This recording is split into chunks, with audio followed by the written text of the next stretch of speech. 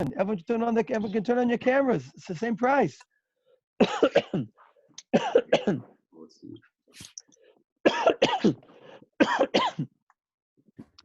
Okay. So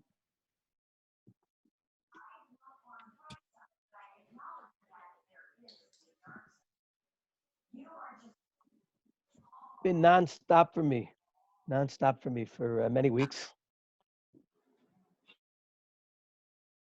and really hard to just even collect the thought. Just the busyness with Tzarchei Tzibur. Many of you are reaching out to me with questions. I'm doing my best to answer them, particularly if they're questions that have to do with what we're dealing with.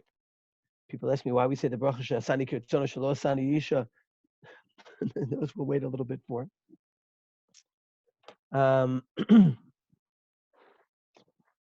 I'm doing my best to try and continue helping all of you.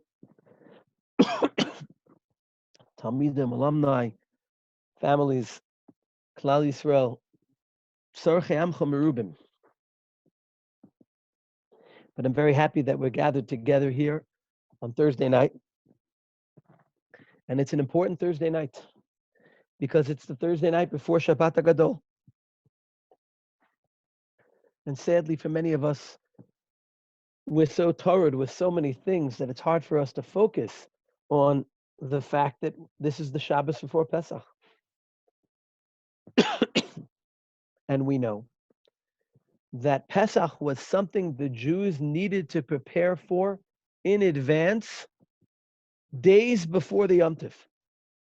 Days before the Yom Tov. They were mitzvah to separate the keves 4 days before, similar to this year.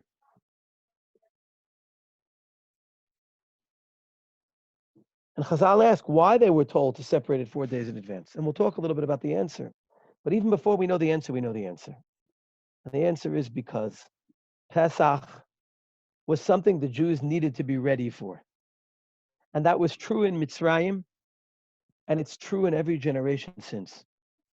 B'chol dor v'dor. In every generation, Jews need to prepare for Pesach. And obviously, there's the technical preparation of dealing with chametz and kashering and baking matzah and all the things, preparing for Pesach, which requires more preparation than any other Yom Tov. What preparation, physical preparation, does Rosh Hashanah need? You got to get a white kippah and a pomegranate. And those things are not midaraisa. Pesach, there's dinei daraisa. The din of Shloshim Yom, Kodem Achag, really begins with Pesach. It's learned from Pesach. And the 4 days before Mamish, that was by Yamim Haim Bazman Hazeh. Pesach is a Yom Tov people need to prepare for. The concept of Cherut is something we need to prepare for. And I fear that particularly this year, people are so torrid that it's hard for us to prepare properly. And my goal tonight with everyone is to speak about Parshat Tzav, to speak about Shabbat HaGadol, to speak about how the two interface, and to speak about how we should use these Parshiot this year to properly prepare for Pesach. And when I say properly prepare for Pesach, I don't just mean through the Sikha. I mean to get in the proper mindset where we can use Shabbos to reflect properly and be ready. And I think there's two kinds of people in the world today. And there's two kinds of people on this call. And there's two kinds of Talmidim and alumni of Yeshivat Hakotel right now. There are people who have nothing to do, who are stir crazy, who are trying to figure out how to finish each day, who are sitting on the news and worrying, who are sitting on social media and looking to look at another thing and another thing and another thing because they have nothing meaningful to do. And they're nervous, and we're afraid, and we're torrid, and we're worried, and etc. There are people like that. And then there are people who are so busy, learning, trying to help other people, trying to do good things, that they don't have a second to think someone sent out a picture, a post after last Shabbos, which for me seems like yesterday, mamish yesterday. They sent out a post that there's two kinds of days now, Shabbos and non-Shabbos. There's no difference between Sunday and Monday and Friday. I really feel that. Every morning I get up, I daven, I learn with my kids, I eat breakfast, and then I sit straight working, straight until I collapse. And then I go to sleep and I get up and I do the same thing the next day. And it's the first time in my life I'm not able to keep up. I'm not able to keep up with everything. I'm doing my best. And every morning I get up and I have a to-do list and I get through a quarter of it. This is my to-do list for the day. Everything in the boxes is what I didn't do yet. And that's what I start with tomorrow and everything new. I have things sitting on my desk from last week, the week before, 3 weeks ago, Purim. I haven't even been able to put anything away. I very much hope and want to give everyone a bracha that you should be in this second category. And if you're not, you should find your way into that category. And if you're in the category where you're doing meaningful things all day, at least helping other people, learning, davening, maximizing your time, you'll feel better about yourself. You'll feel satisfaction of what you've accomplished through the day, but you'll still be tired because you're busy with so many things. And listening to a shir and learning are wonderful things. But if you put yourself in a situation where you're helping other people, that creates a responsibility. So as I was saying, there's two kinds of people. There are people tired because they have nothing on their mind, except because they have nothing and nature abhors a vacuum. They only have the situation on their mind. And there are people who are so busy dealing with the important things we're dealing with and learning and davening and helping people, etc., that they're tired because they're busy. And I think this year, more than any other year I can remember, people are tired before Pesach. And again, I don't mean tired just with the matzah and the chametz, which obviously are important, but I mean our heads are tired. How many of us are in a Pesach mindset? And we're so consumed and there's so much information coming through. You can't even focus on anything. Let's take the next time we have together and focus a little bit on Parshas Tzav, on Shabbat HaGadol, and how they're supposed to prepare us for Pesach. And the truth is, at first glance, when you look at Parshat Tzav and Shabbat HaGadol, they don't seem to have anything to do with each other. And when you look at Parshat Tzav and think about how it connects to Pesach, it's a stretch. But I want to tell you, for those who don't know, generally Shabbat HaGadol is Parshat Tzav. So assumably there's something significant there. And the truth is, when you look at Shabbat HaGadol, it's also hard to find its connection to Pesach. Shabbat HaGadol is the only one of the special Shabbatot, right? We had Parshat Shkolim and Parshat Zachor and Parshat Parah and Parshat HaChodesh. Shabbat HaGadol is the only one of the group where we don't have a special maftir. It's only the Haftorah. And you look at the Haftorah, it doesn't seem to have much to do with Pesach. Doesn't seem to have much to do with Pesach.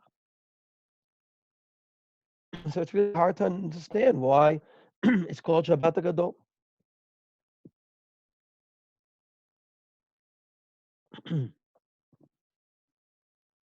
But at closer look, you can see both how Parshat Tzav connects to Parshat HaGadol, the Pesach.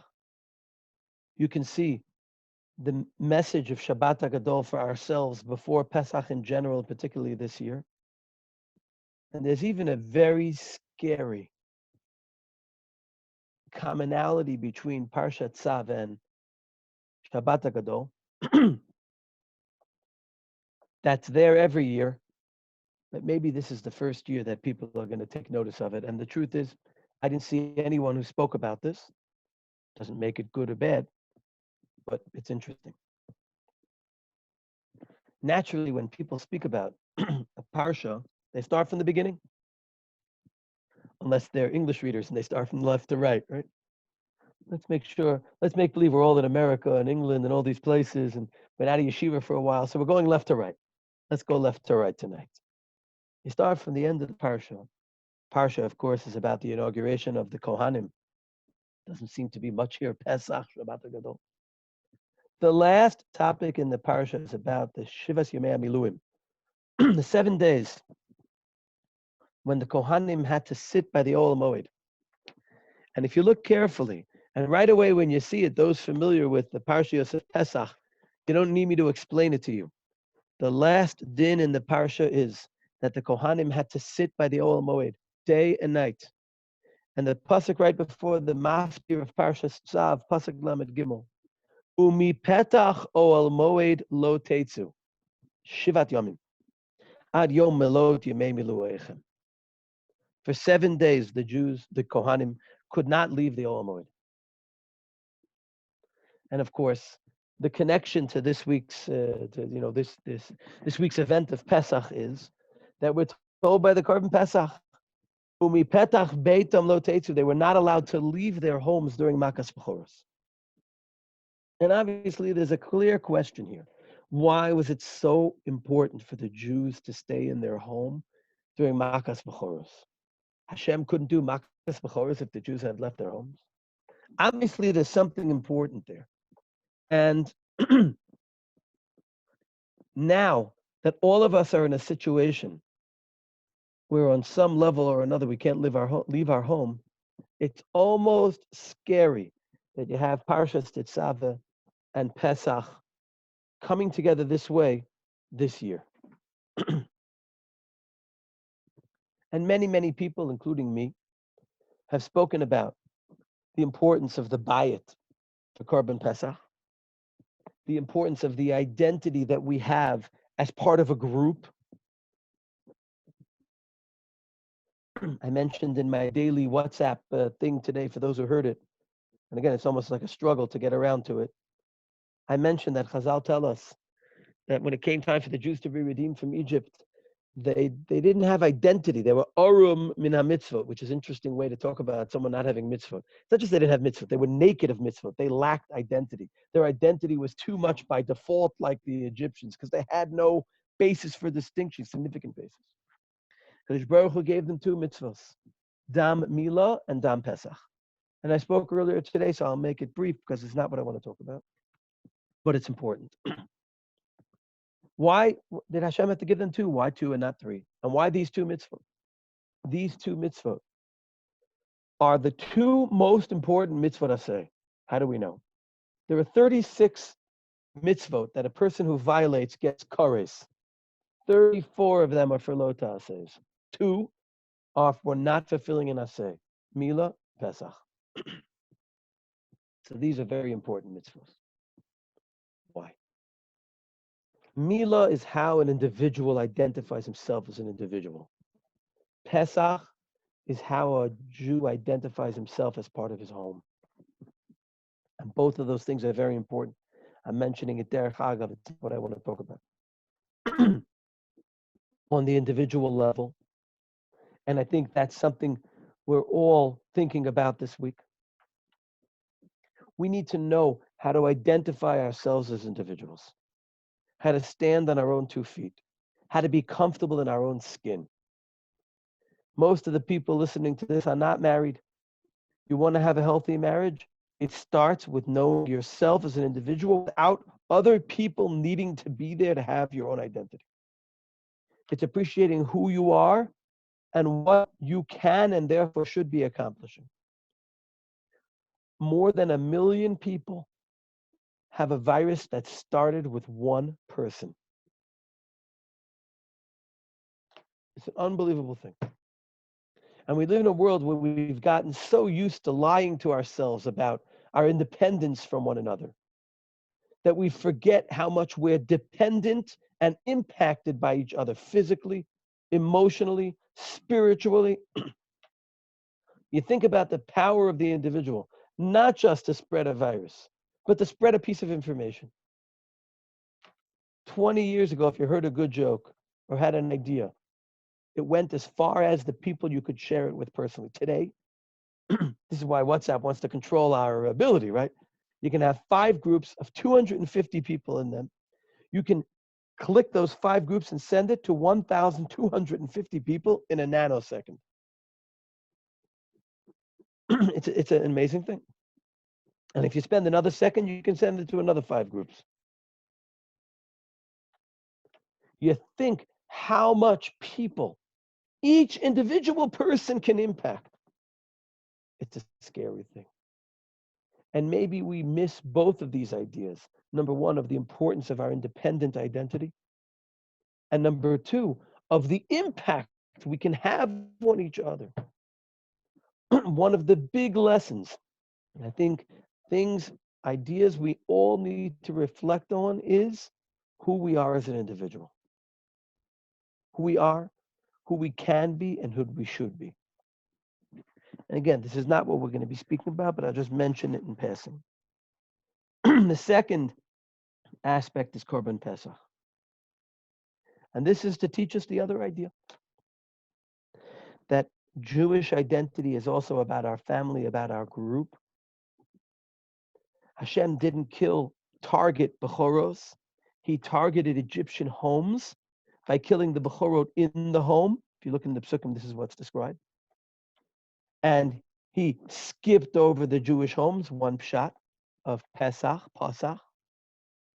Other pshatim say he protected the Jewish homes, which is something I think is particularly important this year.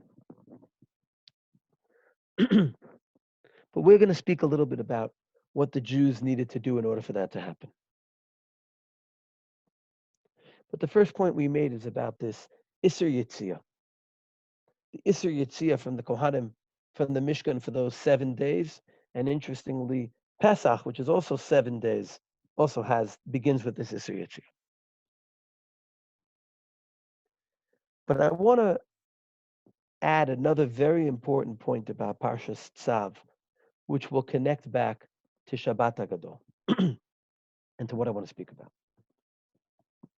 You look at Parshas Tzav, you see Dinei Kohanim. Very nice, very important. Kohanim, Jewish people. Okay. But there's an underlying theme within the Parsha, which is represented by the word that's the name of the Parsha. And this underlying theme, like in other Parshios, where the name is important, starts with the name of the Parsha. Tzav et b'nei Aaron. This is very different than Parshas Vayikra, for example. Everybody knows that the Parshios are repeated, the Korbanot are repeated in Parshas Tzav, mentioned in Vayikra and repeated in Tzav. The difference is Vayikra is addressed to the Jews, to the Israelim, and Tzav is addressed to the Kohanim. That everybody knows. But it's interesting to see the difference in formulation. Daber el b'nei Yisrael v'yamarta elehem adam ki akriv mikem korban l'Hashem. That's Parshas Vayikra. Tzav is Tzav et Aaron v'et banav. It's Tzivuyim. And of course, it's not just this Parsha that's named after Tzivuyim. It's Tetzaveh also, which speaks about the Dinei Kahuna. So it's not coincidental. Parshas Truma, which speaks about the contributions made by the Jews and the building of the Klei HaMishkan, that doesn't use the word Tzav. Parshas Tetzaveh for the Kohanim talks about Tzivui. So Tzav is about Tzivui, about mitzvah. And the Parsha has an underlying theme about teaching us about what mitzvah fulfillment requires. Let's start at the beginning of the Parsha. Tzav et Aaron v'et banav. Rashi famously says, quoting Chazal, Ein tzav ela lashon zeros. Tzav is to drive us, is to inspire us. Miyad uladoros. For that moment and for future generations. Interesting. This is something that's meant to inspire us for future generations. Is it referring to the future generations of those who bring the Korban Olah, which is what the Parsha begins with? Or is it a broader concept? We find the same idea later in the Parsha where it talks about how the Kohanim become Kohanim, how the Kalim become Klei Mishkan. It's not just by being built. It's not just by being raised up. And it's not just by wearing the bigodim that define Kohanim as Kohanim. It's something more. It's something more. What is it? The Shemen HaMishcha.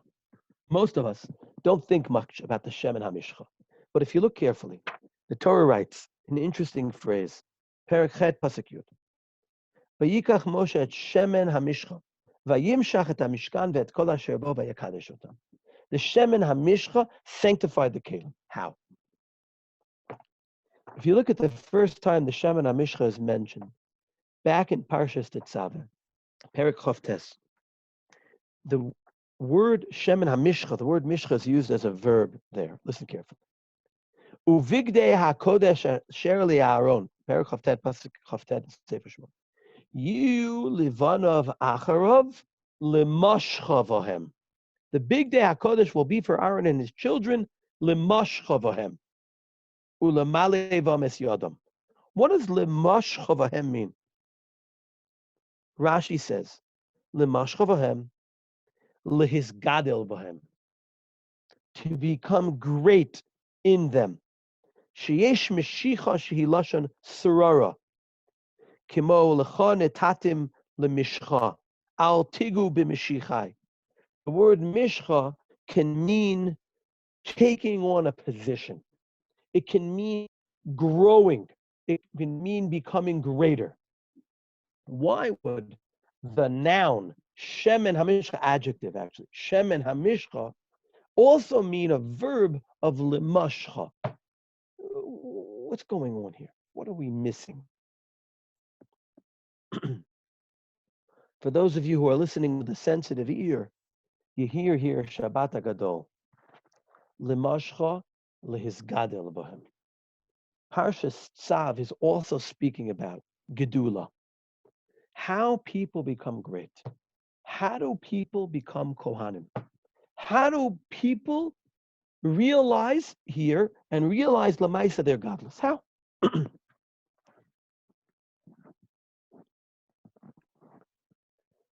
So as I'm sure many of you know, and I'm sure many of you are learning about this week, my whole desk is full of stuff. One thing on top of another thing. They'll excavate here. They'll find last week, the week before, the week before. There are many different pshatim suggested for why it's called Shabbat HaGadol. The Shibali Aleket and others suggest that it has to do with the drasha. The Gadol gives a drasha. The drasha is long, so the day becomes long and great. Okay, could be. We don't know. These are all speculations. Some suggest that it has to do with the last words of the Haftorah.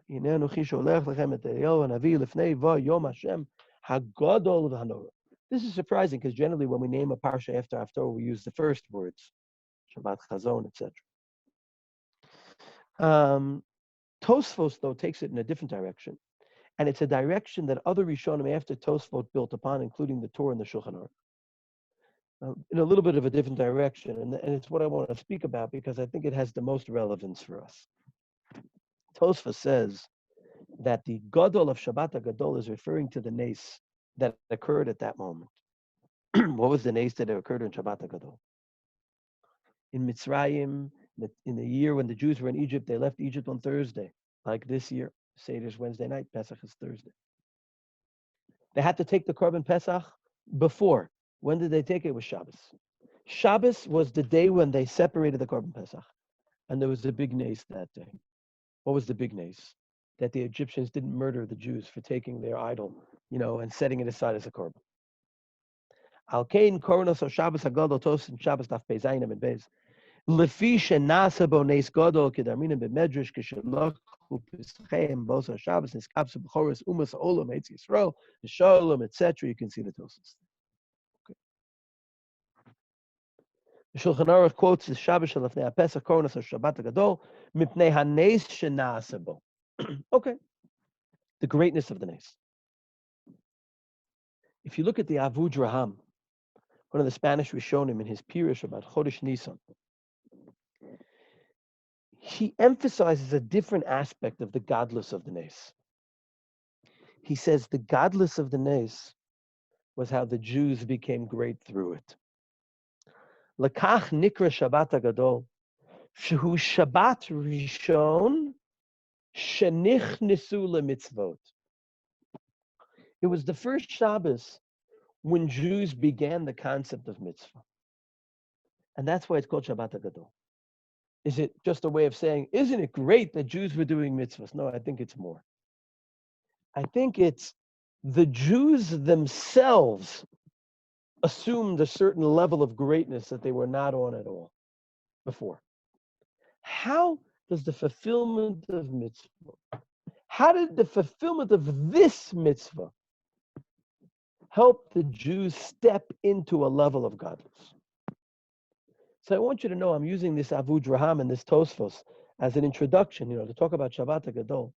But the truth is the concept is beferish in the Psukim. Not like beferish, but beferish in the Psukim. What do I mean? If you look carefully at the parsha that describes the taking of the Korban Pesach, the mitzvah to take it and the eventual taking it, it's a parsha that we read 2 weeks ago, Parshat HaChodesh. And recently, Parshat HaChodesh. Last week, I'm sorry, right? Parshat HaChodesh. There's one word that stands out in the parsha, in the parak. And unless you're familiar with it, you're not familiar with it. That's pretty pashut, right? You don't appreciate it. The word is you. Listen carefully to the first pasuk. HaChodesh hazeh lochem. Rosh Chodeshim. Rishonhu lochem l'chodshei hashana. Now, naturally, many people speak about the word lachem in this pasuk being about Jewish identity, right? It's a Rosh Chodesh for us, as opposed to the Goyim. We use the moon, they use the sun. The Jews are like the moon. We wax and we wane. Rishon hu lochem l'chodshei hashana. We're kovea mekadesh Yisrael v'azmanim. Okay, and that's for sure true in this pasuk. But if you only see lochem in this pasuk, you're missing the bigger picture of how this word continues throughout the parak. The very next pasuk. Dabru el kol adat Yisrael lemor. Be'esor lachodesh hazeh v'yikchu lohem ish sel levet avot sel lebayit. What do you mean v'yikchu lohem? Obviously lohem. You say, okay, fine, we want to know who it is. Beseder. Great. 2 psukim later. Se tamim zachar ben shana yihiyeh lochem bin haksavim u'min ha'izim. The next pasuk vav. Ve'haya lochem lemishmeret. Obviously lochem. Why does it keep saying this? And it doesn't stop here. If you read through the parak, and you all have chumashim, or you have it in front of you or not, you can see the climax of the Korban Pesach. Vehaya hadam lochem laot alabatim. And Chazal learned from here that the blood needed to be on the inside of the doorpost, not on the outside. Obviously, Hashem knows. He didn't need, the red color to know which homes to skip over. Vehaya hadam lochem laot. Say Chazal mi bifnim. And then veriti et adam. If it's on the inside, then I see it. The next pasuk Yudalet. V'haya hayom hazeh lochem lezikaron. Again and again and again. When Moshe starts speaking to the Jewish people, pasuk of Aleph, you shouldn't think it's just Hashem's words. V'yikra Moshe l'chol ziknei Yisrael v'yomer lehem mishchu ukchu lochem tzon lemishpotechem. Lochem. Why?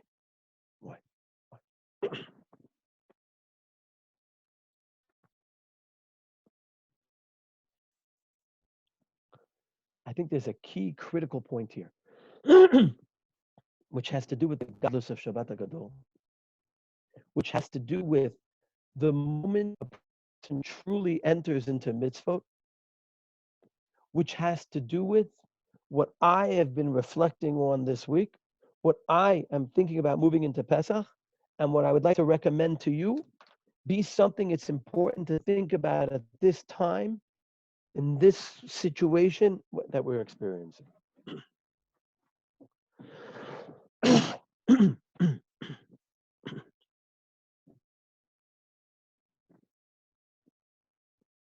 Being a slave is more than just having a master.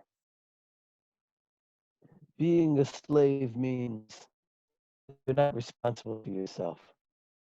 And you lose the belief in the value and significance of who you are and what you can accomplish. You become insecure. You develop low self-esteem. Everyone remembers what we do as far as internet problems on the internet on the first day. Put your hands in your pocket deep. Don't take them out until I tell you. Now that your hands are deep in your pockets, raise your hand if you don't have a problem with low self-esteem. We live in a world where we're constantly being compared to other people. We live in a world where we see on social media all people's great accomplishments. We know none of us are the best basketball player. None of us are the best mathematician. None of us are the best looking. None of us, let's keep going. So what are we? So what are we? We're very little. And a person doesn't have to be a slave to lose this sense of their value, of their ability, of the strength and significance of their actions. God didn't need the Jewish people to paint their homes red to know which homes to skip over or which homes to have mercy on. God wanted the Jews to paint their homes so that they would understand that they were going to be saved because they took action in identifying themselves.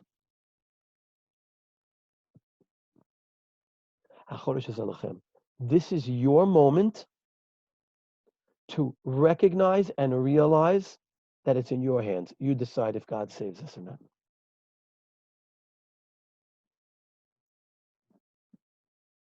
Really? I decide. Anyone who has a Chumash most, please open Perek Yud Gimel. Perek Yud Gimel, the end of Parshas Bo, are the two of the most important parshas in the Torah. The two of the four we have in the Tefillin, because they both mention Tefillin. They talk about the mitzvot that help us commemorate Yetziat Mitzrayim.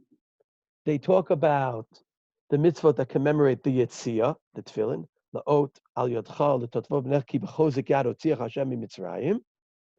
And they also talk about the mitzvot that commemorate Makas Bechoros. It's interesting that we have mitzvot that commemorate Makas Bechoros as opposed to all the other Makos. There's no mitzvah to commemorate Dam Svardea, Kinim, Arov. Bechoros, we have mitzvahs for. Because Bechoros was the moment when God identified us as B'nai Bechor Yisrael, as he spoke about at the end of Parashas Shmos. But we commemorate not only when Makas Bechoros happened, we commemorate what we had to do. Everyone look at Perek Yud Gimel Pasuk Chet. It talks about how we fulfill the mitzvah of Korban Pesach. And it says, V'higadet levincha. Haggadah, right? This is where the word comes from. V'higadet levincha. Tell your child. What? Ba'avur zeh asa Hashem li b'tzeiti mi Mitzrayim. The pashut shot of those words, I'm going to get to Rashi in a second, is this is why Hashem did it. Ba'avur zeh asa Hashem li b'tzeiti mi Mitzrayim. People make the big mistake in thinking that Pesach commemorates what God did. It definitely commemorates what God did. God is a dude. He has great capability and did wonderful things for us. But Pesach, the Korban Pesach, is a re-experience, a recreation of what the Jewish people did, what they had to do. Of Mishchu Chulechem Tzon. Pesach is the only Yom Tov we have the Iker Mitzvah at night. Every Yom Tov, the Iker Mitzvah is during the day. At the most, Purim, we do it night and the day. Beseder. But still, the Iker Mitzvah is during the day. Why we say Shechinu a second time, right? Pesach. The whole Seder is at night. You think about Pesach, after the first night, second night, if you're in Chutz La'aretz, the whole thing is over. There isn't even a mitzvah chiyuvis. No lulav. Nothing. It's all that first moment. What? The moment when the Jews left Egypt? No. The moment when they were nigal.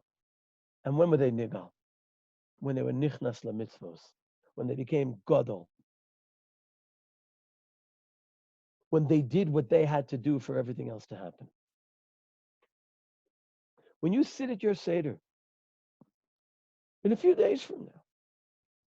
Don't give yourself the easy way out and the kula of telling yourself it's about how wonderful God is.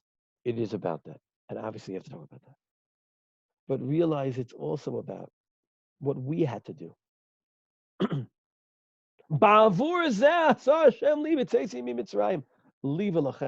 And by the way, that's the deeper level of the problem with the Russia.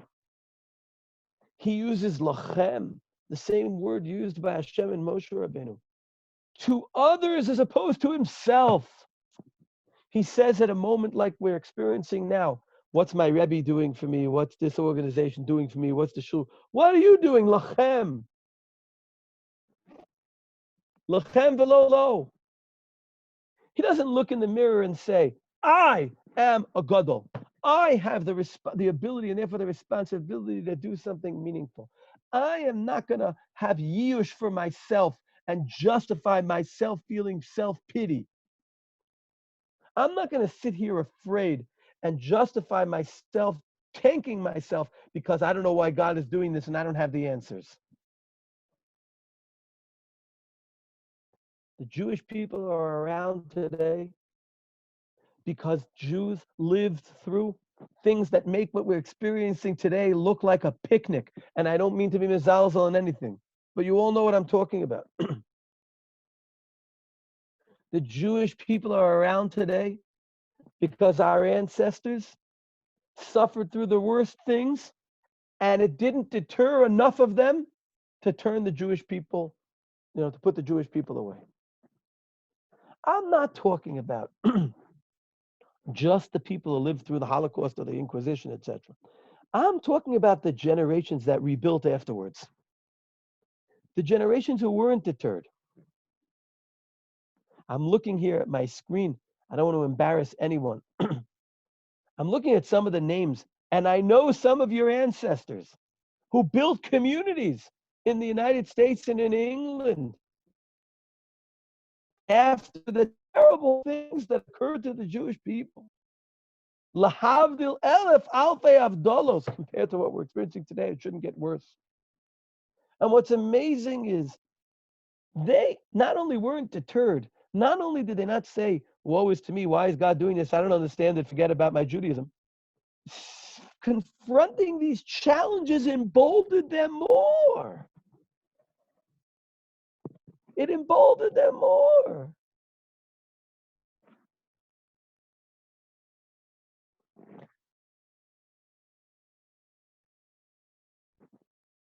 It emboldened them more. In Eretz Yisrael, there are 1 million workers. 1 million. Eretz Yisrael is not America where there's 300 million people. So 1 million is, what's that? A third of a percent, right? Eretz Yisrael has, I don't know how many workers they have. I think they have like 8 million people. I don't know all the numbers, right? So 1 million workers, that's a lot of workers.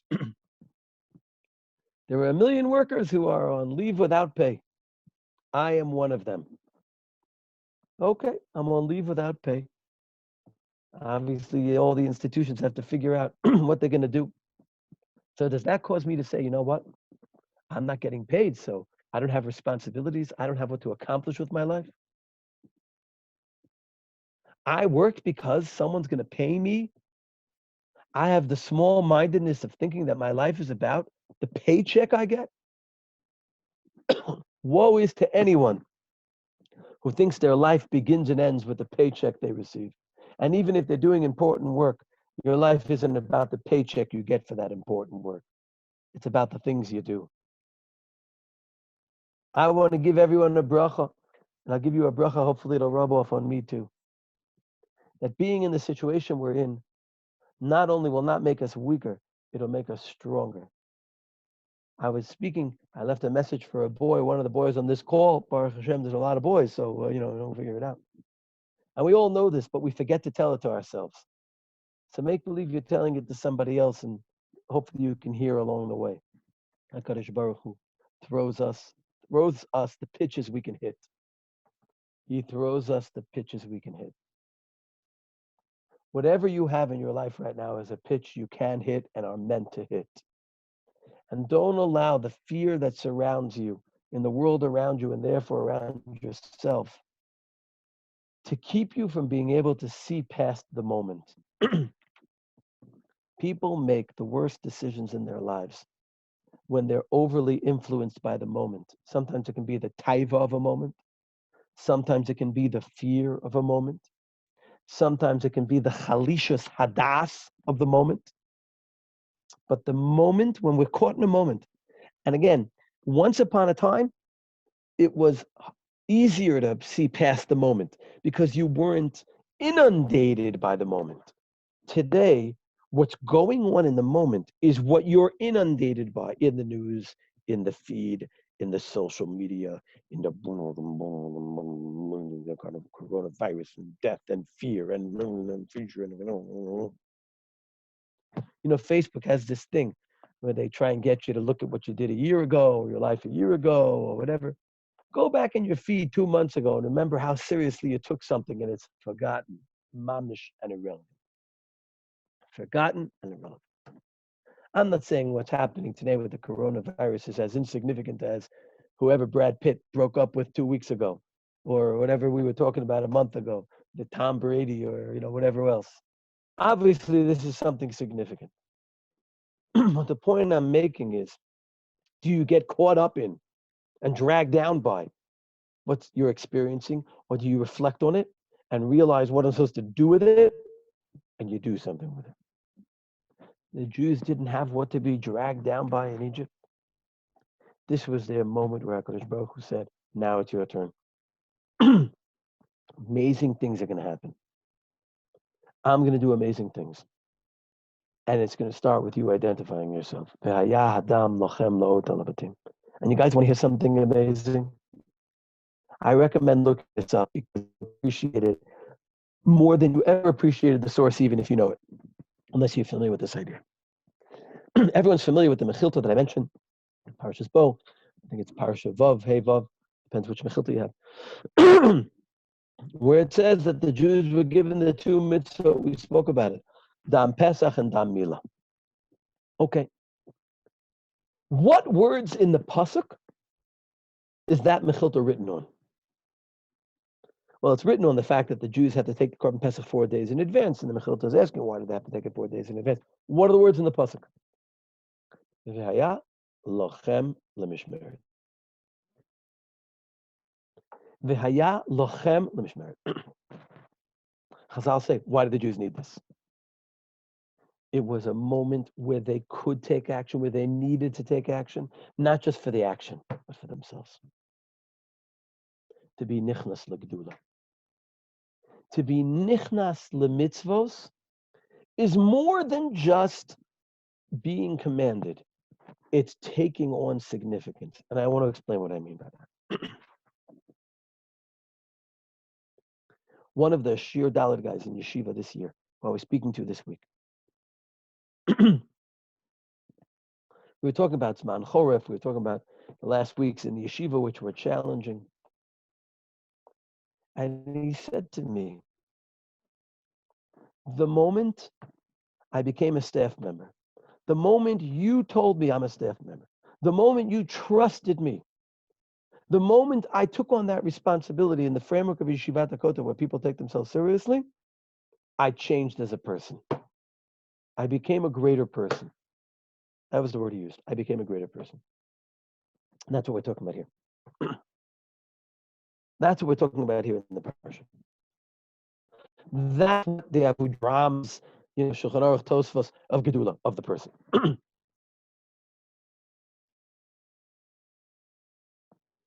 You don't have to be a staff member in Yeshivat Hakotel to appreciate the Gedula of what you can and should be. And that's the message of the Shemen HaMishcha, of the word Mishcha being a verb, Lamashcha. I want to read Rashi's words again. Parashas Tzav, Perek Chof Tes, Pasuk Chof Tes. It's a powerful thing. Lamashcha lehis gadel bohem. Hispoel lehis gadel bohem. To become great through them. You put on this uniform, you become great. That's what it's supposed to mean when a person puts on the tefillin. As I've said many times, we're commemorating the great hand of Hashem, the strong hand of Hashem. How can we commemorate the strength of God's hand by putting tefillin on our own hand? What are we, Christian? No. Jews believe that God empowers them. We can talk all the sources. Tefillin's importance for Milchama. We can go on and on. Menachas Daf Mem Gimel, Hakol B'chizuk Shelo Yechta. I can do all the sources. But it's the Pashup Shan, the tefillin. When you put on tefillin this morning, did you say, HaKadosh Baruch Hu gives me the strength to face whatever it is I'm going to be facing? If you didn't, you missed it. You missed it. You missed the opportunity to be Mizgada. When you put on your tzitzis, which remind you of your commandedness, which remind you of the fact that HaKadosh Baruch Hu addresses you and gives you a mission.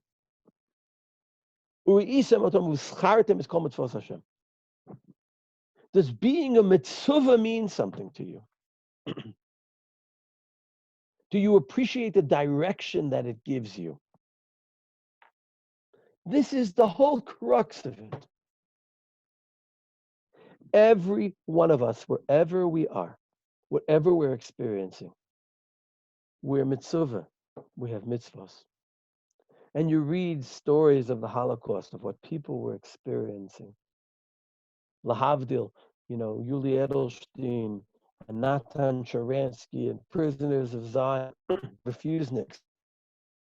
They had a mitzvah. It gave them meaning. We all know these stories. One that comes to mind is Yuli Edelstein. After he was sentenced, he struggled to get to his wife as they were dragging him out of court. What night of Hanukkah is it tonight? That's what he has to do. How many lights is he going to light?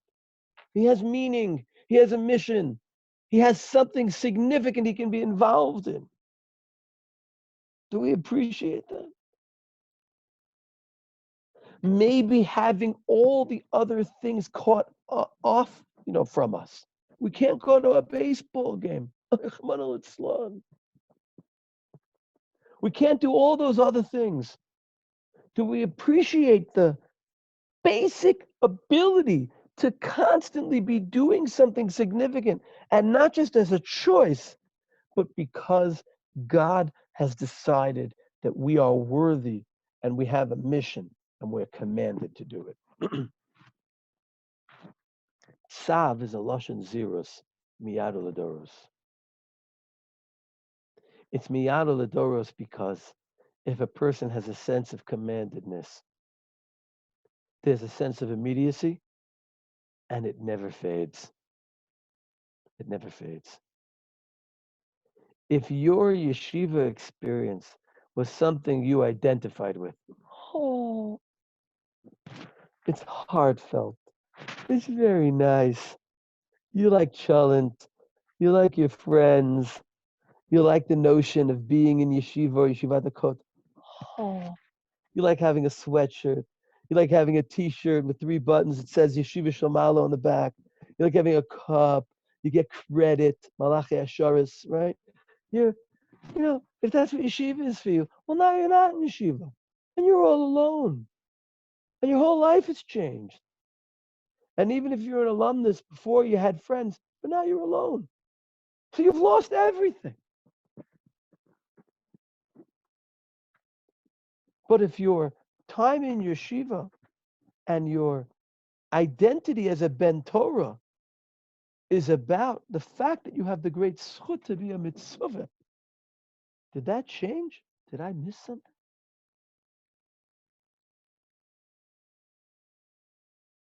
There are people out there who are not just suffering, but who are flabbergasted, right? Who are befuddled, confused, lost. You read it, you see it in social media, right? If you're outside your own bubble. Then there are people who nothing's changed for them. Nothing's changed for them.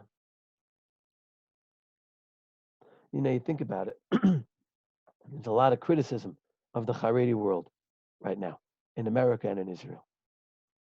I don't know enough about the situation and the reality to know whether it's justified or not, and it could be. People are human. I think even Rebbes are human. I want to say here clearly, I am human. You see, I'm human. Under the tzitzis, got chest and hair. I'm a human being, and I eat. It goes into my stomach. It doesn't go into some fire malochem. I wish it went into a fire. It'd be healthier for me. But right now, it comes fat.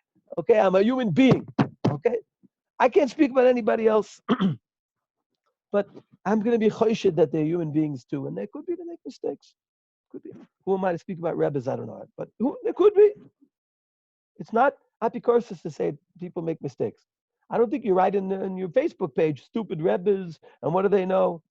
Halavai, you should know what they have in their pinky, and then you can say stupid me, and then you go from there. But it could be even make mistake. I don't know. I don't know. Look, I hear that in Bergen County and Teaneck, there aren't a lot of Charedim in Bergen County and Teaneck, right? They have a few people, fake Charedim who go to Heichal HaTorah. Well, it doesn't go much deeper than that. And Bergen County, if I'm not mistaken, has the highest percentage of issue, of corona. Rahman al-Islam, it's not a joke, and it's not because they were, I don't know, what am I looking at? Having Haredi weddings and keeping the shuls open. Rahman al-Islam, everyone's suffering. But it could be the yeshivish world, they made mistakes. It could be. That's not my problem. My problem is not to feel better about myself by putting other people down. I don't know. They'll do their cheshbon nefesh, and I'm fully confident that the people in that community care about hilchos v'rotzeach v'shmiras hanefesh as much as we do, maybe more. But you know what I'm asking myself? Why aren't all the people in the Haredi community lost and confused and befuddled? Why are people still looking for ways that might be kosher for them to make minyanim? I think a person can be very frum and not be davening with a minyan because they're being machmir and pikuach nefesh and they believe it's right, or their rabbanim told them it's right, and it's very frum to not daven with a minyan. But there's many people really struggling to daven with a minyan. Avhela told me he has to go through his roof in some very complicated way to get to his roof, and he davens on his roof, and there's someone on the roof across the street. Again, that's social distancing problems. Someone sent me a video. You have to be 26 feet away. I'm 26 feet away. I daven in a minyan. I'm 26 feet plus away. We can barely hear each other. I said to Avhela, maybe you can Zoom the minyan for people. He said, if you knew what I had to do to get up to my roof, you would understand the Zoom isn't shaykh. Okay. How come he's not befuddled? How come the people in Lakewood or Williamsburg, where I hear they have these things, or B'nai Brak? B'nai Brak is leading the American League, not the American League, it would be the National League, right? Is leading the National League in Corona. I don't know if you guys know. How come we're not hearing this? Because you're mitzvah. And it could be the Rebbe made a mistake, and I made a mistake, and God made a mistake. I don't know. I'm mitzvah. And that's what gives me my meaning in life. When the Jews put the blood on the door of their homes, they were expressing the fact that they were people identified by their actions in fulfillment of God's mitzvahs. And again, there was a personal sense and a communal sense. And all the things we said about Bayit are important. I'm putting that aside. I'm talking about the lachem and the action. Lachem is more than an action. Lachem is an identity. Because if it was just used in Achodesh Lachem, I would say it's about Jewish time. If it was only used in the psukim that say do action, I would say it's about the action, but it's more.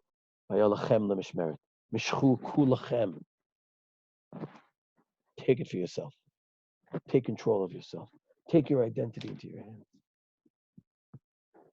And you know what? I think this is one of the couple of things that if people internalize are going to help them become stronger, greater, and listen to this, freer, more freer people through this experience.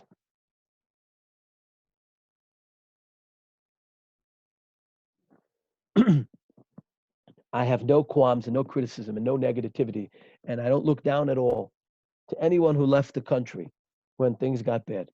whether they left the country because their parents made them, whether they left the country because they wanted to or decided to. I have no problem with that. I don't think badly in any way.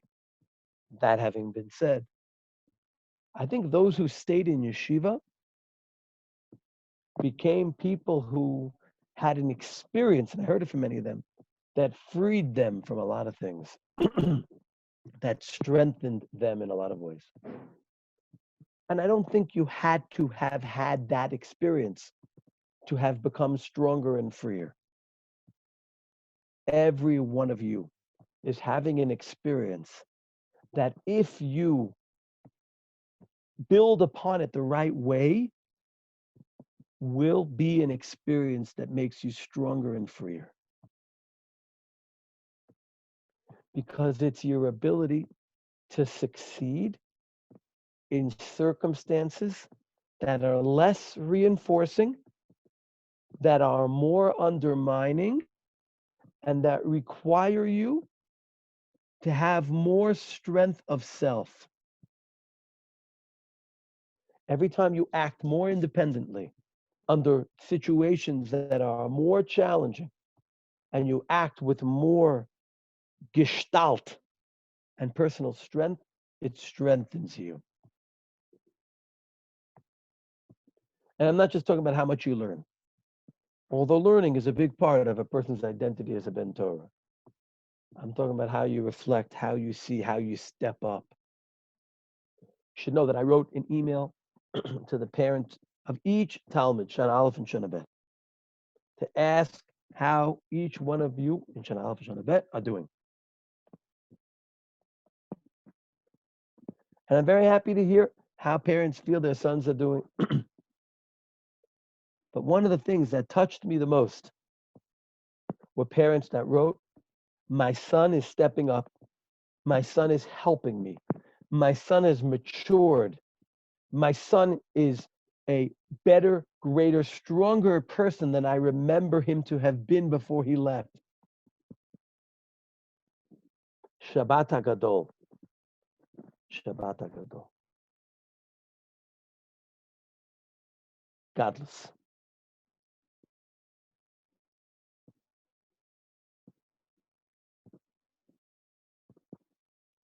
A sense of mission, a sense of command, and a sense of self. I hope that what we're experiencing now will be the worst thing any of you ever experience. I hope. We're allowed to daven for things, right? It's mutter.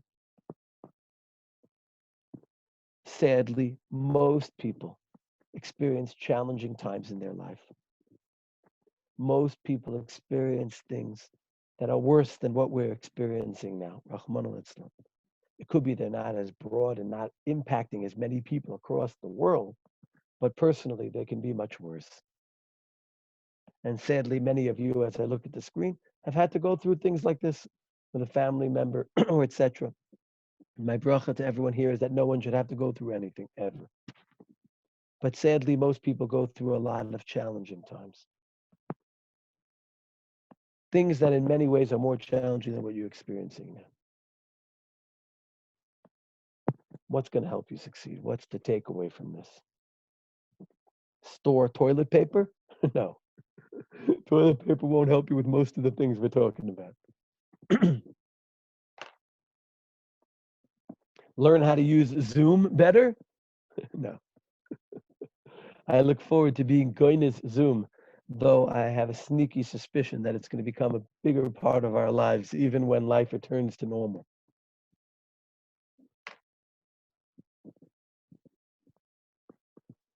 What's the takeaway?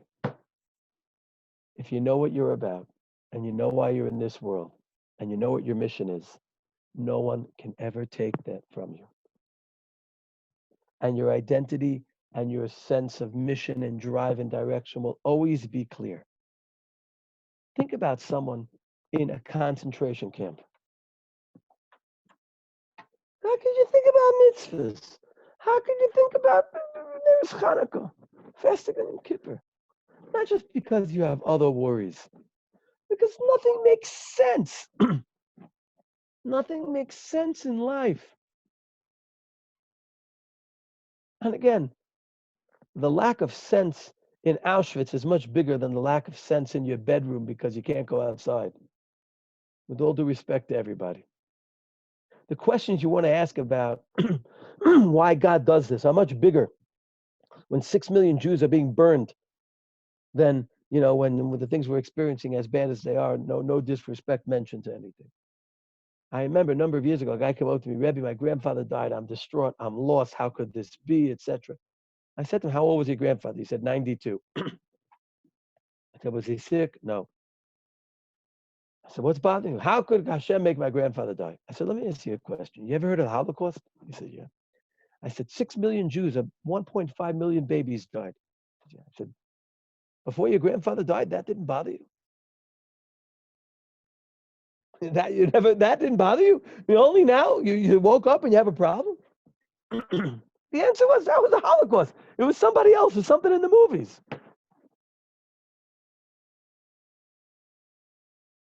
What gave them that sense of self? What's going to give you that sense of self? I talk about Rav Gustman. Rav Gustman is a huge Talmud Chacham in the generation before. I don't know how much people know him. His sefer called Kuntrasei Shiurim was really the first sefer of like mahalchim in a sugya. You know what I'm saying? To go through a sugya and build a mahalach conceptually. A sefer, not just like a Reb Chaim, an idea in a Rambam, but really take the whole sugya. You guys aren't that familiar with the sefer because so much has been built off that it's kind of like old school. You know what I'm saying? But in my day, that was like one of the basic svarim of Gustman. It's a tremendous sefer. I recommend sometime, reading through, I'm sure it's on Otzer, Achach, whatever, reading a piece on the sugya you've done by Rav Gustman to appreciate who he was. He was a young man in Vilna, appointed at a young age as a dayim to the Bezdin of Rav Chaim Oizer, I think 22 years old. And then the Holocaust came. He spent the Holocaust with the partisans. Now, the partisans were not exactly Chassidei Belz or Litvische Yidden from Volozhin or Dayanim from the Bezdin of Rav Chaim Oizer. Now, by the way, I don't know if you know, to join the partisans, there was one condition. You had to have a gun. Now, what did a Dayan in Vilna have about a gun? So he lied in waiting. And when a Nazi walked by in the forest, he jumped him and beat him to death with his bare hands and took his gun and joined the partisans. Rav Gustman spent, I don't know how many years, 2, 3, 4 years with the partisans, obviously doing Chazara and Meseches Krisus and writing up all kinds of Shiurei Torah for the future. No. He spent years with people, partisans. I mean, right? And then after the war, he built the yeshiva and wrote Svarim. How does that happen? How do you do that? How do you survive with that sense of self for years when you know your family and all the people you know and all the people who live the way you live and believe what you live are being butchered? And everything still matters to you?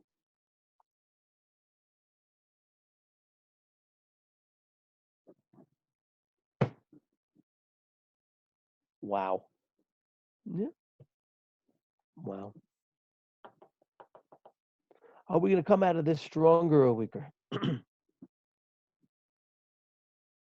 talking about how Parshas Tzav is about how to view yourself when you're Mekayim a mitzvah. The concept of Tzav, the Shem and Amishcha. I want to add one more thing, which I think is very important. One of the halachos mentioned in this week's parsha, only place mentioned at length, is the halacha of Pigel. Pigel is a very unique halacha. It's a chiv kares. Okay, so it's not like, it's serious, right? And it's, as you all know, chutzlas mana, chutzlas l'mkomo, 2 different levels. But it's not if you ate the basar chutzlas mana, chutzlas l'mkomo. It's if while you were doing the avoda, you thought of eating the basar chutzlas mana, chutzlas l'mkomo, and for that is chiv kares. Wow. You drop the blood of the carbon, you sprinkled the wrong way, no chiv kares. In many cases, the carbon is kosher. You shecht the carbon shelo lishma, right? You shecht the carbon shelo lishma. Most korbanos, it's kosher. But if while you were doing the avodah, you had in mind to eat it, b'kedusha u'vatara, one day late, or in the wrong place, not for both of these. You're chayiv kares, not for both. I'm not going to go to those distinctions, but what are we missing here in the Dinei Pigel?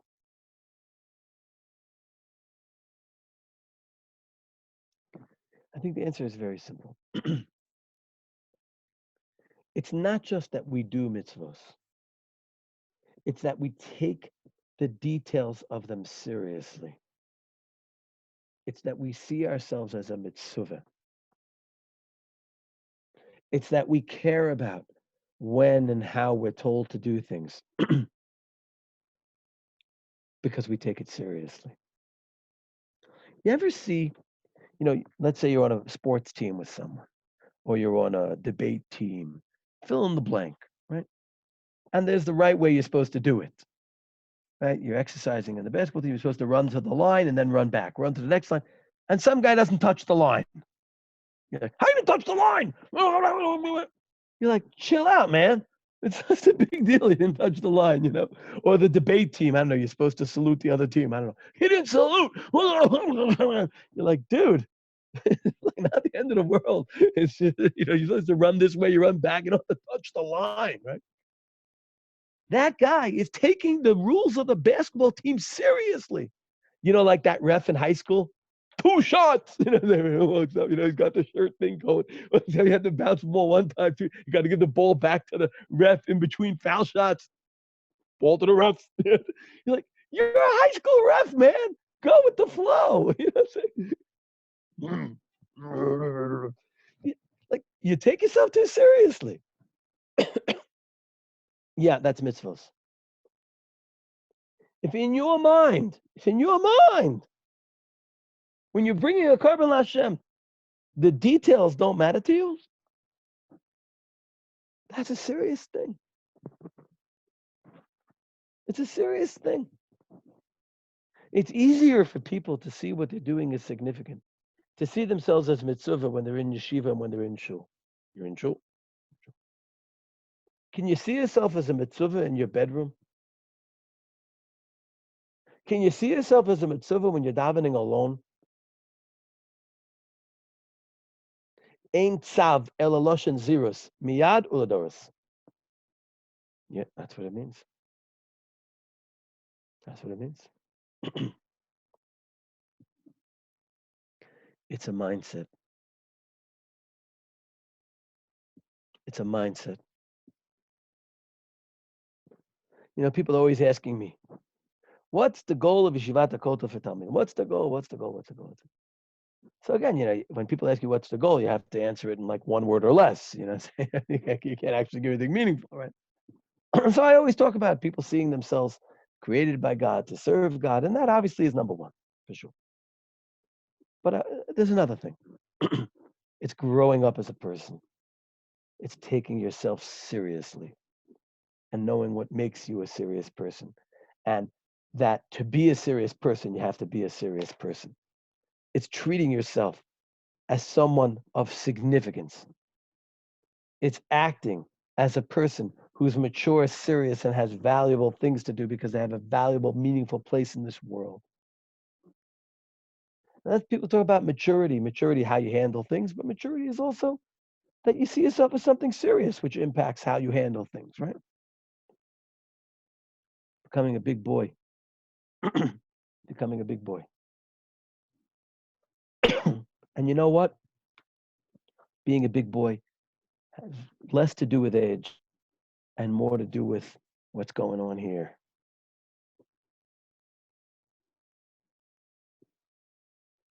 Being mature, being confident because your existence matters to Hashem and matters objectively. So you take yourself seriously and you don't know what God has in mind. I don't know what God has in mind. I don't know. I can't make you any guarantees. I don't know what God has in mind. But I know he takes me seriously and I know he takes you seriously. And I know that what you do matters. And I know that how you handle this matters. That I know with absolute certainty. And that I know is a basic part of being a human being and being a Jew, not just from Torah, but having observed serious human beings and serious Jews. And that dignity of self and sense of mission and purpose is something nobody can ever take from you. But it's something you have to grab onto, embrace, and reinforce within yourself, because it's something you can easily lose if you don't.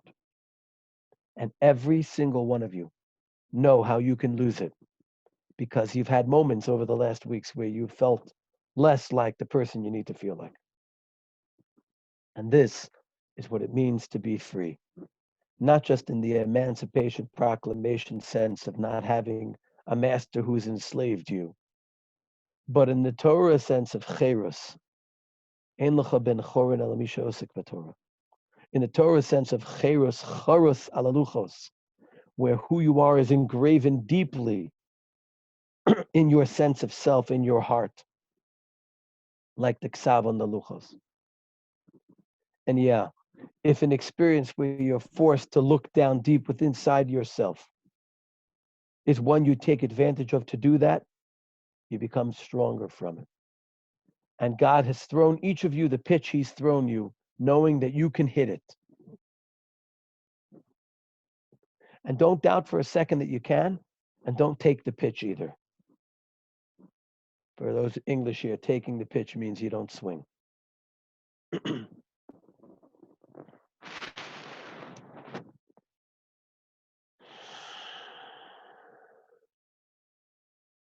Because, people ask themselves and are asking themselves over these weeks, what's happening in the world and why is God doing this? But the real question is, people really ask about themselves. Talking about the world is a lashon naki for talking about yourself and wondering about whether you matter and how you matter without talking about yourself. We care about the world. We do and we should care about the world. But the real question starts with how you view yourself.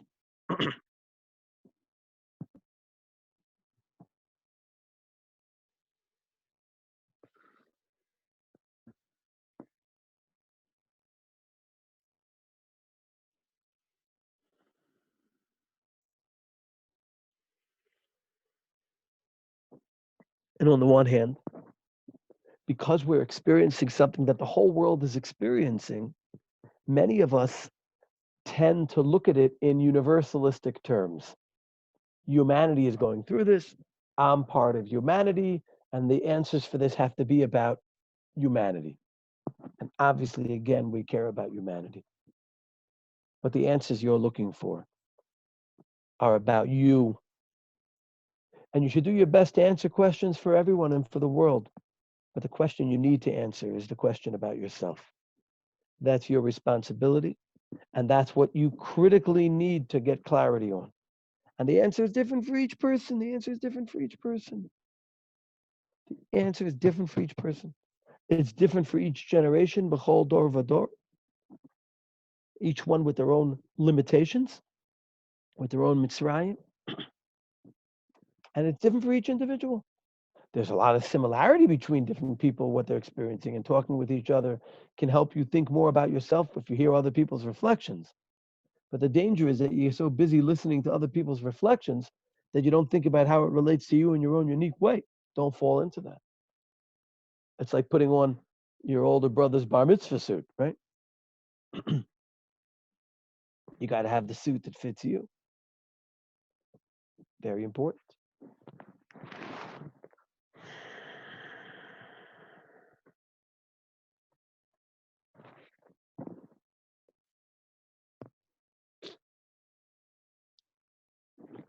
I have some more to say. I was thinking about whether we're going to sing tonight, and I heard that singing on Zoom is a terrible experience. So what I think we'll do, I have some more to say, is maybe we'll open up the conversation to those who want to ask questions. And I don't mean a personal question, and I don't mean what time it is or what the schedule for post Pesach is going to be, even though we've talked about that. I mean questions about what we're talking about. What should we be reflecting on? Well, how should we deal with the issues we're facing? Instead of me just continuing to talk about what's on my mind, let me try and relate a little bit to what's on your mind. So even though we don't do this at Mussar, we'll make a special exception. We'll still count it for credit, but we'll give people a chance to talk about, because of what we're experiencing, what's on people's minds, and I'll do my best to try and give direction. So you can just tap the space bar and start talking. You know how we need the or. I don't know. Some people say now. I see Shmuel Metz. Shmuel Metz, ask what you want to ask. It sounds hey, it's so weird. I'm muted. You're like,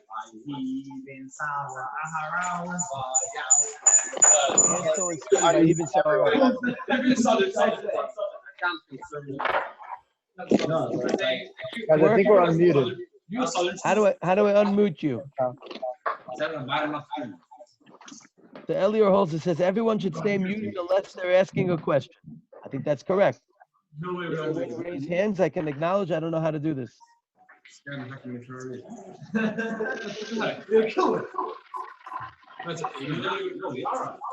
Everyone was automatically muted. So how come I'm hearing noise if everyone was muted?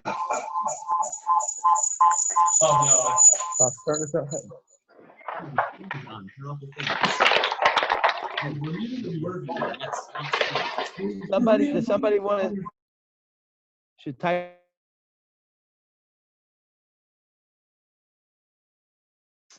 chat? Okay. Maybe people should type their questions. Go. Type a question. I'm waiting with bated breath.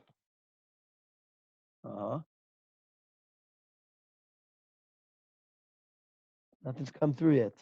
Type away. Da-da-da-dum.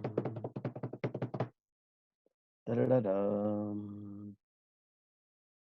Okay, Rabbi Isa, everyone turn your camera on so I can see you and say hello while we're waiting for a question. It's not like WhatsApp where it says someone is typing. So we just have to wait. All of a sudden, all the questions are going to come at once. Whoever gets like a short question through will suddenly see that question. Yep. Da-da-da-dum. Da-da-da-dum. See, I can't even unmute people because I am not the manager of this thing. I can't do anything. Are people actually typing questions?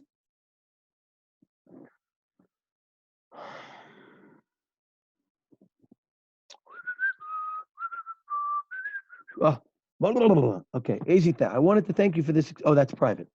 Ilan Sher, how does Rav T determine when too much time has been devoted to public service and when it's time to do things for himself?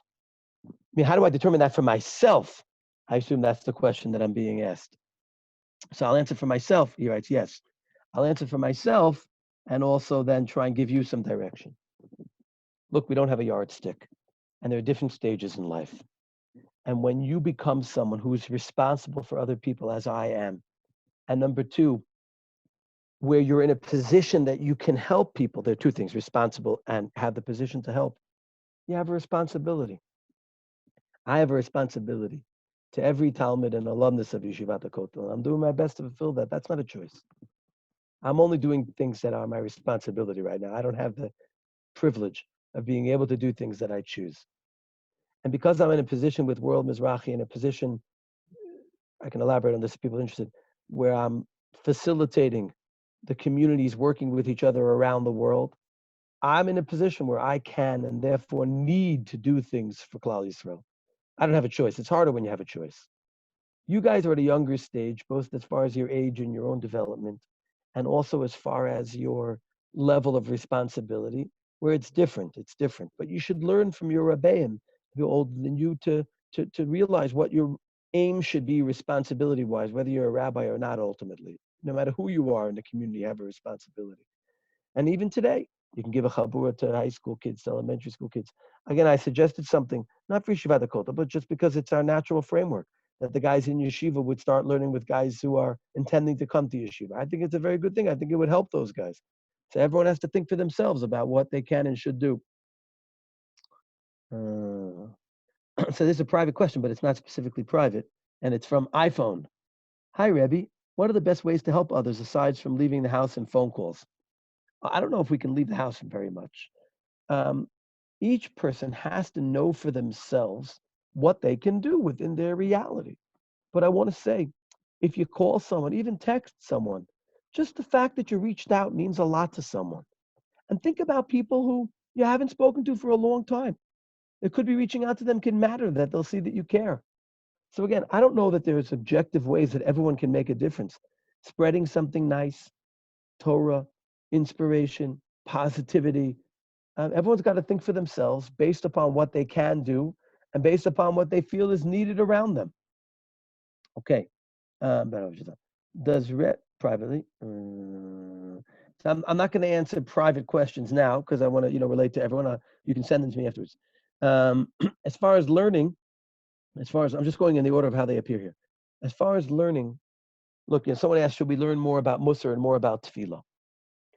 I think the ikar is that people should have consistency and be learning in a way that it speaks to you and that you enjoy learning and it works well with your chavrusas. I don't think you have to learn dafka Mussar and Tefillah, though a person definitely has to have enough direction in their life. And if you feel right now you need more direction, Mussar isn't an objective thing. It's to give you the direction that you need. So as needed. About tefillah, look, if you feel learning about tefillah will help you daven better, then you should. Whatever will help you with your tefillah. Different people do different things. How should we best maintain our balance between learning as best as much as we could and our house responsibilities interacting with siblings? So first of all, I think the best thing is to try and be koveh starim. And that's been hard now because everything happened chlap plop. After Pesach, we're going to be having a full day of starim, which Mit Hashem will be very good. In the meantime, now and over Pesach, try and be koveh at the times when you learn. Ideally, in the morning and at night. Ideally, as many hours as possible. Ideally, if you have those 3-4 hours in the morning, 3-4 hours at night, you leave everything in between and you're there to help your parents and your siblings, etc. That's the ideal.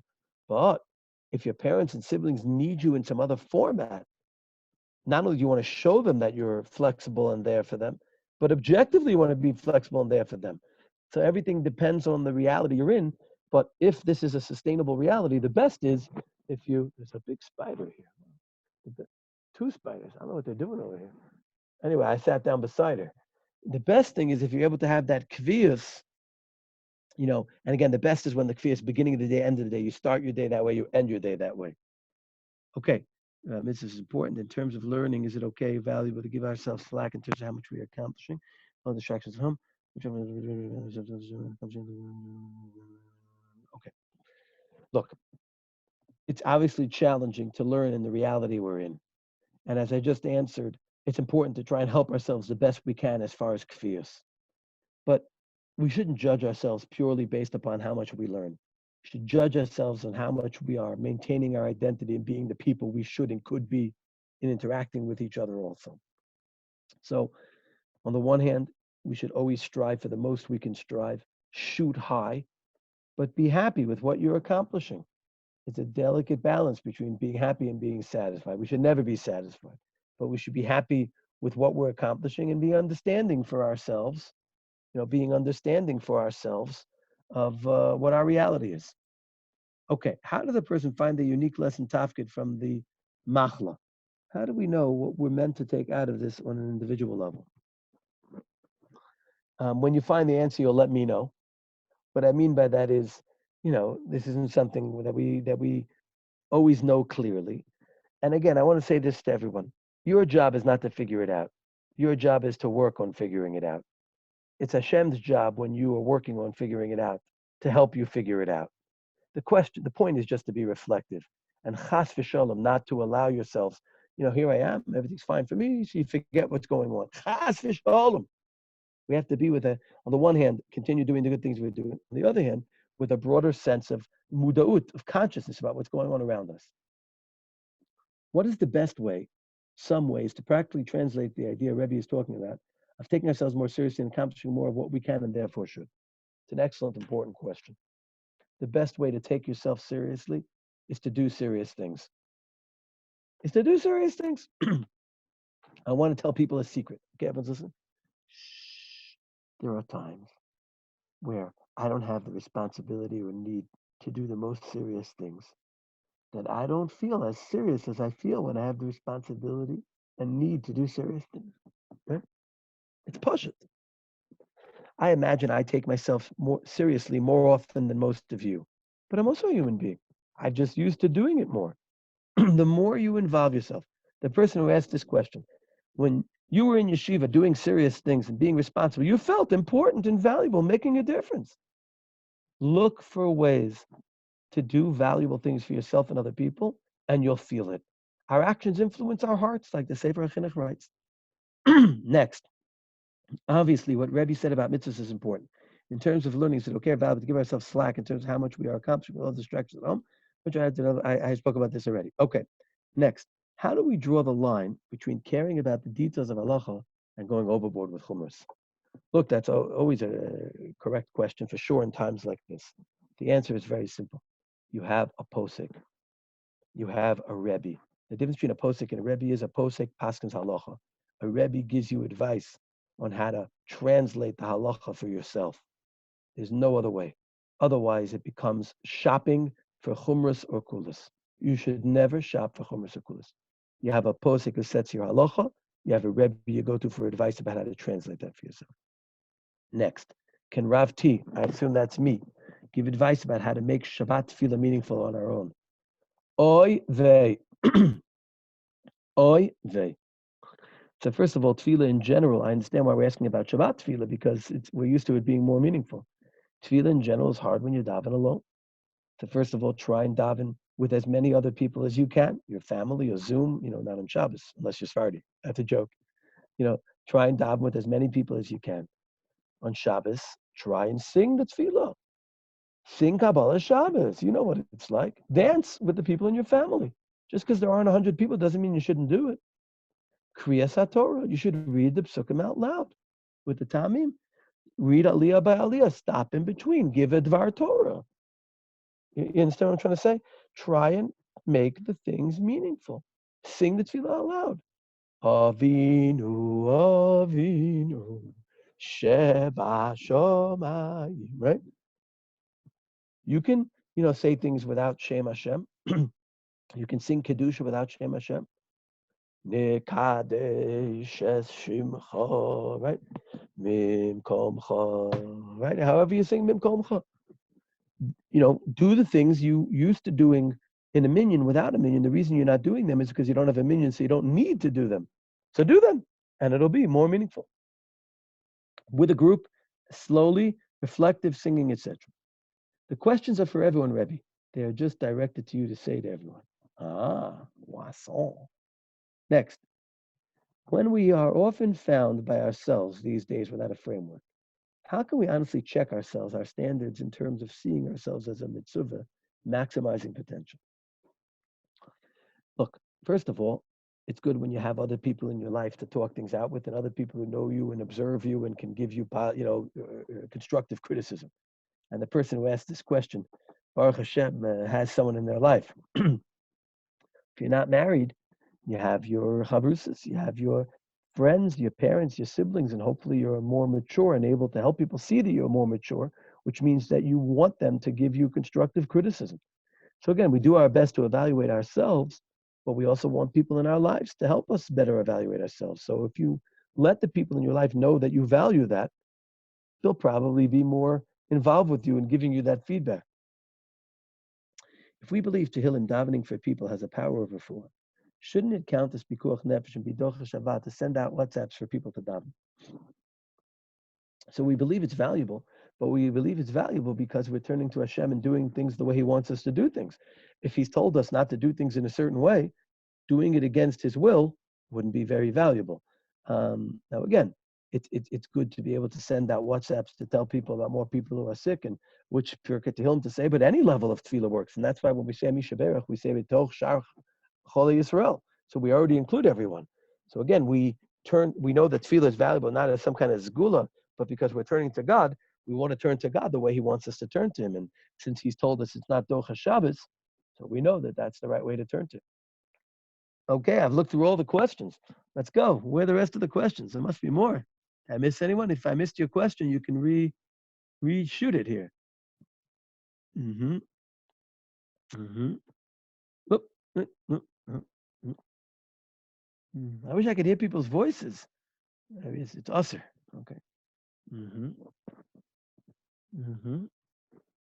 Who's 917-569-9293? Want to see people. Who's iPhone 2? I don't know who all these people are. Shmuel Metz, I know. Looks like a younger version of Shmuel Metz. Okay. Now there's a phone here, A. Okay. A. Very nice. A. Eric Lenevsky, I see, is here. As you said, I don't see, but I see he's here. There's a Yeshiva Bacher here. The number one Yeshiva Bacher. Very nice. Okay. Uh-huh. Watch out. If you don't ask more questions, I'll have to say more Divrei Torah. Haller, you want to hear more Divrei Torah? I don't know. What do you think? Okay. I see here. Anything else popping up here? Oh, okay. Does Rebbe think there's value in thinking about the current matzav in terms of Yemos HaMashiach, spelled with a D? I assume I'm reading it right. Or there's no nafkamina, so no. It's an excellent question. It's an excellent question. Look, Jews are always supposed to be mitzapa l'geula. We're always supposed to be thinking about the geula and yearning for the geula. And naturally, at times where we're in more difficult situations, it's more important to think about the geula, and there's more of a direction, ability to anticipate the geula. And number two, in this time of Nisan is a time where it's Chodesh HaGeula. So irrespective, in all Chodesh Nisans we're supposed to be about the Geula. In all times of challenge, we're supposed to speak about the Geula. So this is like super duper time to think about the Geula. Now, again, I don't think people should be, spending all day figuring out gematrias. I saw some gematria, Tafshin Pei, Corona, etc. They're I think more constructive things to do, but people definitely have to be thinking about the Geula. How could this lead to the Geula? Rav Kook has a beautiful shot on the word Sipita de Geula. He said, I'll say it in my words. It's not what Rav Kook wrote. You'll figure it out right away. Let's say somebody wants to go out with a girl. I don't mean high school. Shidduchim. Okay. But the girl's dating someone. So does he sit back and wait? No. He's keeping an eye out. Is she still dating? Is she still free? Maybe every 5 seconds checking the status. If you want something, you don't just yearn for it. You look for the opportunity to bring it. That's what I want to say about the Geula here. Can we all think about how we can help this situation turn into the Geula?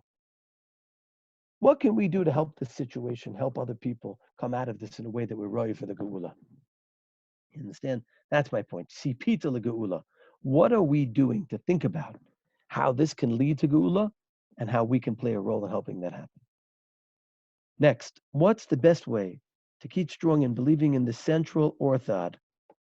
I assume that's orthodoxy. I assume the question got cut off in the middle, so I'm not sure exactly what it means. So that person should write the rest of the question. Next, how does Rebbe think we should relate to doing things for the sake of enjoyment? Where to draw the line of not wasting time versus not getting too overwhelmed with always being so serious? It's an excellent question. And I'll give you a straight, what I think, simple, clear answer. Our life should not be about enjoyment, but we should have no problem with enjoying. We should have no problem doing things we enjoy. We shouldn't have guilt about it. We should know Hashem put those things here for us to enjoy, and we should enjoy them. But our life shouldn't be about it. The nafkamina of that is the time we invest, the resources and money we invest, but also the mindset of focus to know what we're here for and what everything's place in the world is. Question: any eights on how to keep the Chag and Shabbos fresh when it lasts for 3 days? What a great question. And I want to mention, the question was asked to me privately, so I don't know if I can mention the person's name because I wanted to mention how happy I am that this particular alumnus from 20 plus years ago is here on the call. But he was asked me privately, so I don't know if I can mention his name. So I won't mention your name. Oy, it's a question about Yom Tov Sheni too, where we do the same thing again. So on the one hand, especially 2 days Yom Tov, we're supposed to do the same things again and again. But particularly Yom Tov to Shabbos, Shabbos is very different than Yom Tov. And it's very important to express each one in its own different way. A simple example of this is Miros of Shabbos, but it's the Parsha of what we're learning. It's a different Kriya. It's to try and give every day of Shabbos and Yom Tov, we want to give the essence to it. But each day we should give a different essence to. And if you want to speak about the first 2 days of Pesach, obviously first 2 days of Yom Tov, there's a huge difference between them. We all know the difference. I don't mean Deraisa Derabanan. The first day of Pesach, we commemorate Yetzias Mitzrayim. Second day of Pesach, we start counting towards Shavuos. That's a huge thing. Spheres Omer. The Chinuch explains that we don't count on the first day of Pesach because we want the first day of Pesach to just be Yetzias Mitzrayim. So the second day is an opportunity to think about how we start moving towards Shavuos. And Shabbos, of course, is Shabbos in general and the particular parsha and the particular kriya that we have there. Shabbos Chol HaMoed, by the way, is about knowing about Hashem, Yedias Hashem, both in the kriya of the Torah and in the Haftorah as well. The difference between the Shabbos Chol HaMoed of Sukkot and the Shabbos Chol HaMoed of Pesach is that Sukkot is about the whole world knowing about Hashem. You look at the Haftorah there, and Pesach is about the Jewish people knowing about Hashem. So again, to focus on each day on its particular theme, which is very important. If Shabbos and Yom Tov is just, I don't do malacha and I eat a meal and I make kiddush, obviously it's going to be the same thing. But the more we give an essence to each day, the more each day will mean what it means based upon what it's supposed to mean. Okay. As you guys know from question and answer in Yeshiva, I answer questions quickly. I assume that's good, but you got to keep the questions churning. Okay, I'm going to give a shout out to everyone who didn't do a question yet. I don't know, should we start shouting out here? Okay. Oh, how is Rebbe doing? I was asked the question, how am I doing? How am I doing? So first of all, I'm in good spirits. I'm happy. I am happy to be, to spend time with my family. On the other hand, I am overwhelmingly busy, and I'm finding it very hard to, be there for the rest of the world while being here for my family. And I'm also not able to do anything for myself, which isn't crazy, but I'd like to put my papers away. I'd like to fold my talis after davening. And if you have a sense of order, that's hard. But I'm in good spirits, and I'm not concerned. I care about Klal Yisrael in the world, and I'm davening. But I know that it's what Hashem wants, and things will be well in Yirtzeh Hashem. I'm anxious for Yeshiva to restart because I think we do good things in Yeshiva. I'm nervous about the possibility that maybe we won't be able to start in person. I'm excited for the fact that we've built a curriculum that I think can be good for people, and I'm doing my best to hold things together, but I'm not nervous or tense about it because I know that I have to do my ishtadlus and it'll be what Hashem wants. So I'm not like a lot of people are nervous and concerned and spilkis, which is a Yiddish word. And I love my wife and I love my family, and it's wonderful to spend time with them. And I'm just doing my best to do the best I can. And it's not a good feeling when you can't get everything you need to get done, but that's the reality. And that's what Hashem wants from me today. How do you continue to daven with kavanah, either alone or with a visual Zoom minion? So first of all, I believe the more you're part of a broader framework of tefillah, the easier it is. By the way, davening with kavanah is a challenge even before the situation we're in. It's not like when we were in shul, everything was perfect, right? Some can say that maybe davening alone can help a person focus better.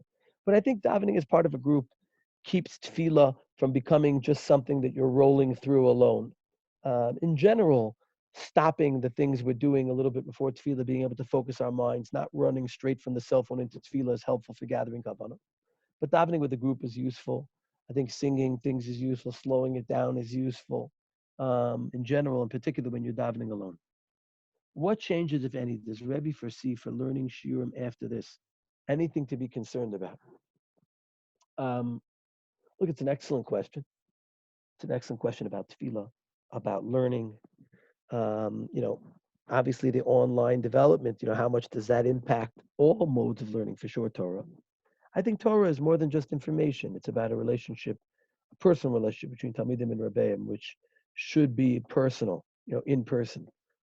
And Dafka, there's a chance that will be emphasized more because people will miss it more and appreciate it more. I hope that will be the case. If more people are able to take advantage of more of the content of Torah because they've gotten more used to using, the various things in the internet, that's a good thing. If people think that content can replace the relationships of Torah, that's a bad thing. And I hope that the opposite will be the case. And obviously there'll have to be a lot of thinking, a lot of processing, which often doesn't always work directly. Sometimes it's happening toch kedei. That's going to happen as these things, unwind. And again, we're davening that they should unwind quickly. They should unwind quickly. Okay, next batter.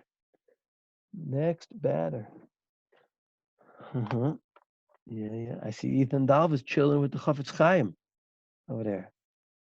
Let's see what else we got here. We got Jonathan Wenger's playing the drums. Whoop. Who we skip over there? Oh, Jonathan Berner. He's with his friends in the army from the election picture. I'll keep my eye on the questions. You got Noah Havers, Blinded by the Light. Let's see. Oh, we got Tuvia Goldstein, Mazel on winning the Masmidim Scholarship. Yeah. I see Eitan Auerbach is here. How you doing, Eitan? Good to see you. Noah Hyman, Los Angeles. What time is it by you? 3 in the morning? Have you caught up yet? Uh-huh. Let's see what else we got here. Looking for questions. No, still no questions. I see Drapkin Alay for, they're doing the sheer dollop thing. Who's in the back there? More? Okay, very nice. No, still nothing. Oh, okay. Are there any specific goals Rebbe would suggest we set for ourselves for these weeks? Yeah. I think the goal is 2 things: to do our best to use as much of our time well as possible, and to do our best to keep ourselves focused on the right things and the right attitude to come out stronger people. And that's by doing the right things, by being positive, by being constructive, and trying to see what's around us, how we can be gedolim and have a positive impact. Yeah. A lot of people over the past weeks have given explanations of why Corona is happening. Should we see this more as a beautiful thing that people are looking for bigger things or religious arrogance? Based on the answer, what should we do with that? I spoke about this, I think, a little bit in the beginning of the Mussar. If not, I spoke about it in the Daily Aliyah, and I'm just confusing the two. On the one hand, we have to be looking for explanations. Rambam, beginning of Hilchas Tanius, if a person blows off things that are happening, it's a terrible midah and it gets worse. One of the ways we bring this to an end is by trying to think about what we need to learn from this. We absolutely have to be thinking about what lessons we are meant to be learning from this. On the other hand, we have to be careful. We have to be careful because we don't know. We have to be careful what we say B'Rabbin. I think there's a big difference between how you reflect on your own versus what you say B'Rabbin. Obviously, it's the job of leaders to say things B'Rabbin, and they do their job how they see as fit. But each of us need to reflect for ourselves. And it could be the lesson for me as an individual isn't necessarily what the whole world needs to learn from this. All of us need to think for ourselves how we should make ourselves better people in general when smaller things like pulling out the wrong coin or cutting our finger happens, and for sure when bigger things happen, bigger things that impact us more and bigger things going on in the world more. So you absolutely need to think about it. We don't know how we relate to other people. If a serious person says something, you take it seriously. Can you ask Rebbe if we can do Mussar every week over Zoom now? It's definitely fine with me if it's what the Tzibur wants. I was willing to do it last week. It just didn't come together. I want to give a big Yeshakach and shout out to Shane Saffron, who's been arranging the shiurim in general. And if people are interested in Mussar, let him know. Next Thursday night is obviously Yom Tov Sheni in Chutz La'aretz, so we wouldn't do it then. But maybe we could do it Tuesday night if you want. Although we spoke a little bit about Pesach, maybe Chol Hamoed. Be communicative with Shane. Please, someone else added please, okay? Please and thank you are the magic words. We just have to figure out for the next weeks, when we would do things.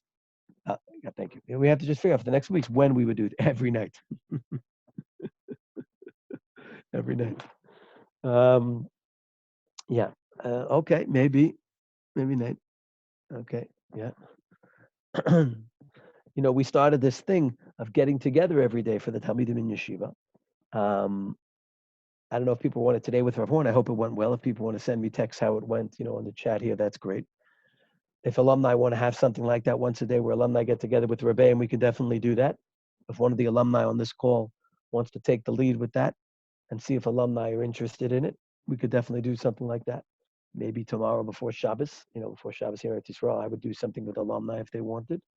Because again, I think there's 3 things. One is for the Talmidim in Yeshiva or at a different age and stage. A separate thing is for alumni. And a third thing is when we get together as a group. And I think this Mussar is a very nice way of getting together as a group. But it's more me active and you passive. I think group meetings where alumni can get together and talk with the Rebbeim is very, very nice. And if somebody wants to take the ball with that, that would be great. Okay, next batter. Mhm.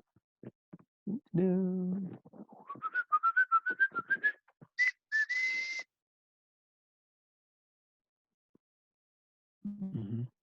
Yep. Okay, what do we got here? It looks like the questions are drying up. In any case, it was wonderful sharing thoughts with you. I hope it was helpful for you. I see it's being recorded here. I don't think by me, so hopefully someone will share it with the Olam. Let's continue doing good things. Me and the other staff, we continue to be here for you. You know how to find us. And I hope people don't make the mistake of allowing the fact that I told you I'm busy to keep you from helping me help you. I'm busy helping you. That's what I want to be busy with. That's what you should be turning to me and other people for. That's what I'm here to do. That's my first priority. Obviously, as people know, I'm working on many other levels. My first priority is helping you. And I look forward to continuing to do so. And there is no reason but your own that you would not all come out of this much stronger. Everyone has it in their hands. Hakotel is Elochem, v'hayu lechem lemishmeres. Watch over this, watch over yourselves, and we should all continue growing together. Everyone should have a Shabbat Shalom. Laila Tov to everyone.